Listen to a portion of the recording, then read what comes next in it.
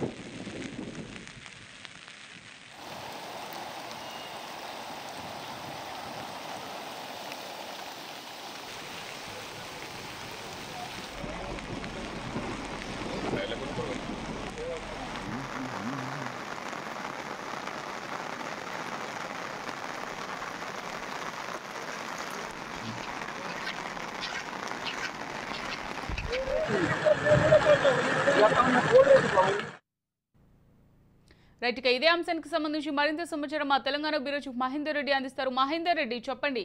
రెండు తెలుగు రాష్ట్రాల్లో కురుస్తున్న వర్షాల కారణంగా దక్షిణ మధ్య రైల్వే కీలక ప్రకటన చేసినట్టుగా తెలుస్తుంది. మొత్తం 80 రైళ్లు రద్దు చేసినట్టుగా తెలుస్తుంది. అలాగే 48 రైళ్లను దారి మళ్లించినట్టుగా తెలుస్తుంది కదా, మరి దీనికి సంబంధించి పూర్తి అప్డేట్స్ ఏ విధంగా ఉన్నాయి? నిన్న గత 3 రోజులుగా కురుస్తున్నటువంటి భారీ వర్షాల నేపథ్యంలో మొత్తంగా కూడా రెండు రాష్ట్రాలు కూడా పూర్తిగా అతలాకుతలమైన పరిస్థితి ఉంది.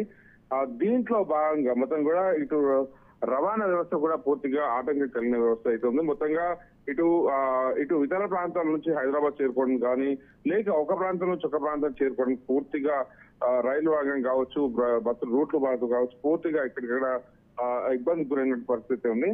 దాని నేపథ్యంలో తెలుగు రాష్ట్రాల్లో భారీ వర్షాలు కురుస్తున్న నేపథ్యం మొత్తంగా 86 రైళ్లు రద్దు చేసినట్టు కూడా ఇప్పటికే దక్షిణ మధ్య రైల్వే అయితే తెలిపింది. దీంట్లో పాటు 70 రైళ్లను మొత్తంగా కూడా దారి మళ్లిస్తున్నారు. ఇటు ఇప్పటికైతే పలు ప్యాసింజర్ రైళ్లను, సూపర్ ఫాస్ట్ ఎక్స్ప్రెస్ కూడా దీంట్లో ఉన్నాయి. మరి రైళ్లను కూడా దీంట్లో రద్దు చేసే అవకాశం కనిపిస్తుంది. పక్షంగా రద్దు చేసినట్లు ఇప్పుడు దక్షిణ మధ్య రైల్వే అయితే చెప్పిన పరిస్థితి ఉంది. ఇప్పటికే విజయవాడలో భారీగా వర్షాలు కూడా, కృష్ణానదిలో ఉధృతి ఎక్కువగా ఉండడం ఒక్కొక్కరిగా చూస్తూనే ఉన్నాం అంతా కూడా.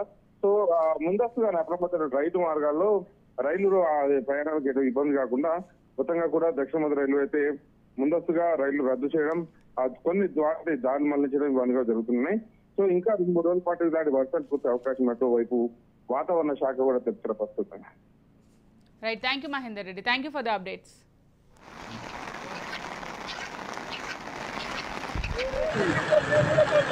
Ya está una